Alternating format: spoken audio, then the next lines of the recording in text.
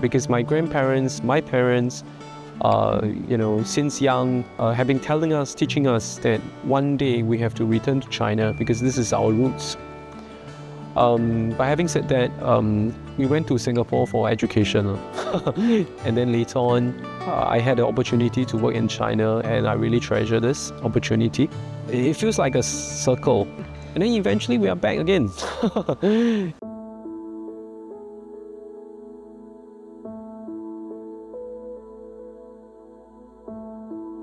Hi everyone, hi, I'm Dr. Seng.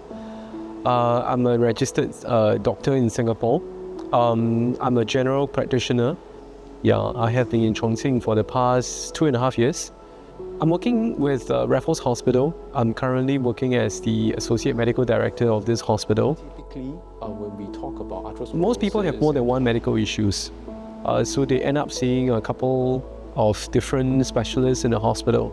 Some specialists, they are more problem-oriented. A general practitioner or a family doctor is able to link it up, able to build a relationship with the family and the family members. A lot of times, if the patient comes and see me, the patient's family members will end up seeing me as well. So, I mean, that's the benefit of it. Yes. And my wife is also telling me, because you drink too much when you are younger, you eat too much when you are in the... Don't worry, that's not true. Okay. You can tell your wife very safely. Yeah. It's not true. Yeah. Because our liver generates or regenerates very fast. Okay. It has nothing to do with drinking. Okay. In the past, but it might have something to do if it's now. Okay. The doctors in China, they also try and be very succinct, meaning they are trying to get to the point. They don't have the habit of having small talk. Isn't that a virtue? Well, it's good and bad, I would say.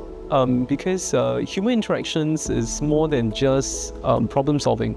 It's more than just getting to the point. Sometimes these small talks helps to build rapport, helps to build relationship. Yeah, and you'll be surprised. Sometimes through these small talks, we're able to find some clues that help us in finding out the root of the problem.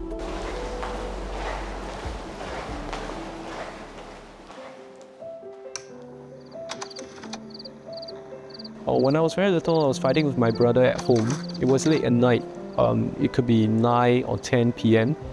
And a toothpick, it penetrated through my feet. Fortunately, we have a family doctor in the neighborhood.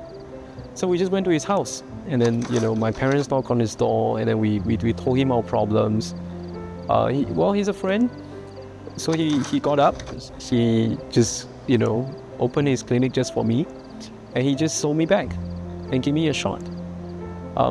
To me, it's a relationship that I remember to this day. That what a family doctor can do for the community, and that's one of the reasons that inspired me to be a family doctor. Yeah.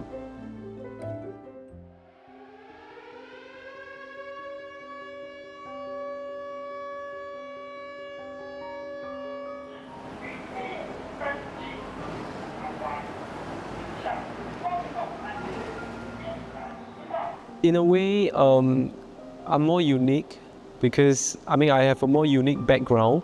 My grandparents were from China, and during those times it was war, and they escaped to Chongqing with Kuomintang at the time. In fact, only recently I found out that my father was born in Chongqing during the warring times. Yeah. So my father's name is Zhen Zhenying. Yeah, so is to Zhenya Dongying. My father was born in 1945, which was the year of victory. It's amazing how this place can house tens of thousands of people. This is beyond my imagination. But I can sense that the air is getting colder as well. Yeah, so my grandparents didn't mention that this place was so narrow and it housed tens of thousands of people.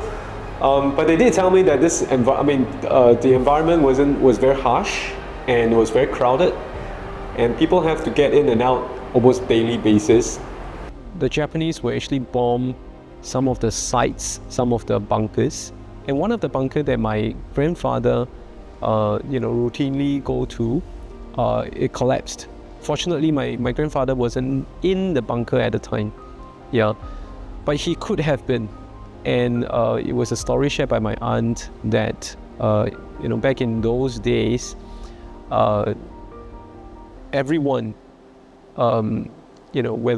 regardless what party you are from, regardless what province you came from, everyone shares the same fate. So for me, I have a very, very strong tie with China.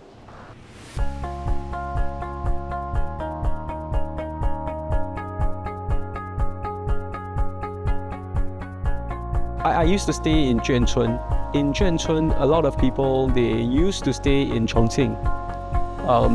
And of course, they have different dialects. Everyone was hunkering down in Chongqing during those days. So people end up speaking the same tongue. So for the longest time, I thought there's only one dialect in China, but it's not. Yeah. Over the past 2 years, I noticed that the government, they made a lot of plans in setting up business, creating an environment to welcome foreign investments. That's what I noticed over the past 2 years, which is good because it creates a lot of opportunities for Chongqing. So my impression of Chongqing is that I think Chongqing is becoming, is on the way to become, the next Shanghai, maybe, or the next Shenzhen in the West. It certainly is good that if Chongqing is more international, if Chongqing is, doing well, everyone will benefit.